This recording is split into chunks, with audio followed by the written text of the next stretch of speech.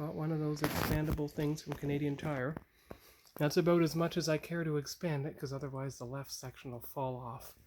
Now,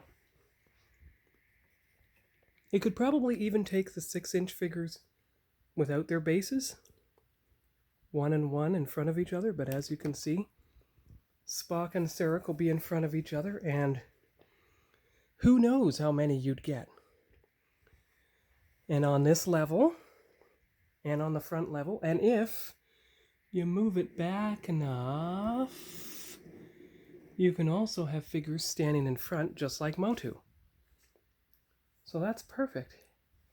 And as you can see, I have enough figures down here and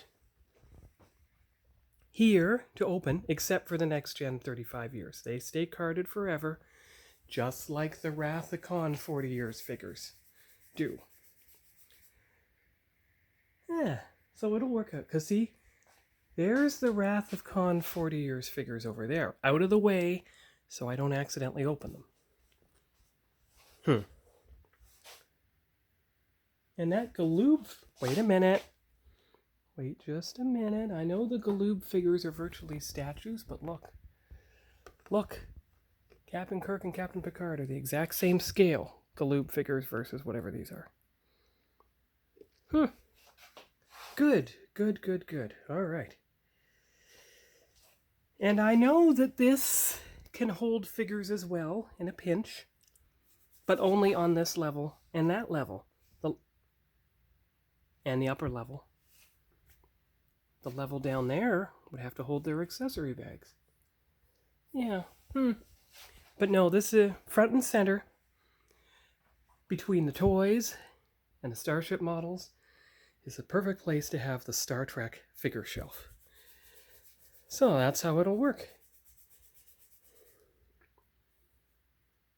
But for right now, I gotta set it aside so I can put everything back where it was. Okay, now that I'm... So for now, the accessories will fit there. Here's the figures. There's the Enterprise E, which is appropriate because it's in the background of the first contact shelf. In fact, that's not a nice angle of the Enterprise E. Let me remove Voyager from it and get it one by one. There you go. The E. Now remember, I did that hand painted about, well, 7 years ago now. Now let's see if we get a picture of Voyager by itself. There you go, there's Voyager. It's spinning, but it's intact and it's functional. And of course there's the Mark II DeLorean. One of the 4 I have left, the only one from the Deep River Geek Fest, but they bought the other 3 with their boxes. And speaking of boxes, I realized when I go to the Hobby Club meeting on Saturday, the Reliant will fit nicely into the Ghostbusters box, so that's how it's going to make the trip. Along with its Aztec decals and everything. So I think I can empty out the Ghostbusters box and put everything from there except the stand into that box to pad the ship during transport. And there's how the shelf looks, the top shelf looks, without anything in the way. Stay for the group picture. There you go. All right. So, Star Trek shelf is set up. The figures are ready for unboxing. These 2 figures that are the 35-year figures should go safely over with the Galoob figures so I don't accidentally open them. So, there's Picard. And here is Data. You're not opening this one, so put it up here for now. There you go.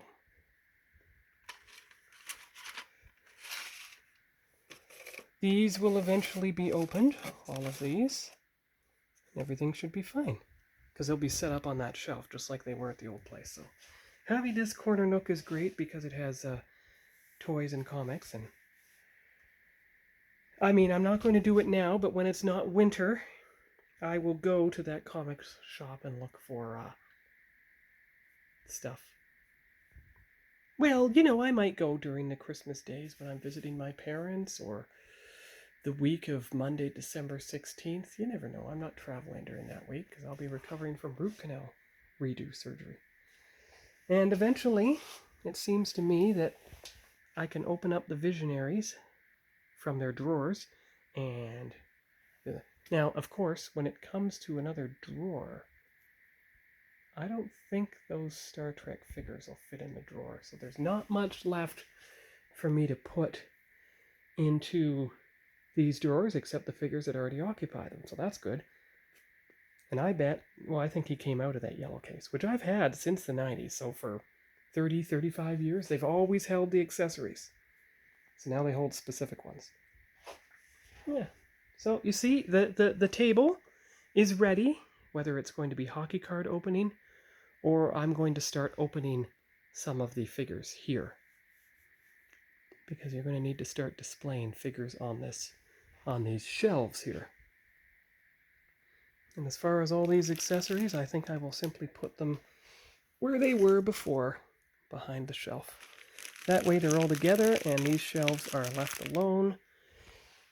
Because when this occupies the entire front and you don't have carded figures in the back anymore, you will move that stand to the back. And then you will try to move another shelf like this one. I think that's narrow enough to put it beside it. Let's test that theory. If you rotate this shelf 90 degrees to the left or right, you will then have room to fit this beside it and use it for Star Trek figures. But in the meantime, to remind myself, I'm going to put it right here. And it's almost the same color of wood, maybe just a little lighter. So it blends in, kind of like this one. Blends in. It's perfect. Picking up these little shelving units from the dollar store, and they're coming in very handy. It's great. And remember, these are for the back. Yes, because you see, there's only space for it on the back. So I may not have figures in front of this. Okay, good. Well, that's good though. Now, as far as the Motu Origins cartoon collection, they'll just have to stand by themselves along here until I find another spice rack or make up the Constructs ones. The Constructs are still in the big bin under the table and or that box over there. Pretty good, pretty good. And this is, it's not as big as the other shelf, so I guess it just sits there for now. All right. Now, the toy room has come along. It's pretty organized now. The vintage shelf is as full as it can be. The Origin shelf has room to expand. I've had to start putting stuff on the floor. However, I may not have to have these on the floor at this exact moment. Let's see here. 1 second. There you go, see? Now I know, once you put the figures up, they're going to kind of block each other, but since all three are the Turtles of Grayskull. So you've got Stealth Ninja Leonardo, and you have April O'Neil, dressed as the Sorceress, and you have Bebop and Rocksteady, you see, in the theme of Too Bad. So that's good, that's good. There we go. Excellent. And now we have those. Get back far enough. There you go. Crop it later. And you don't have anything on the floor anymore. And that's what I'm trying to avoid with this toy room. Having too much on the floor, because I want there to be a clear walkway. And if I do move in 8 months, it'll be useful for the packers as well. And that's why I kept the vast majority of the boxes I unpacked myself. I kept most of them out here. So there's like 8 big boxes and there's almost as many small boxes. Some are for DVDs, some are for model room stuff. And these are the only 2 boxes of the stuff that was packed up recently that remains well, packed.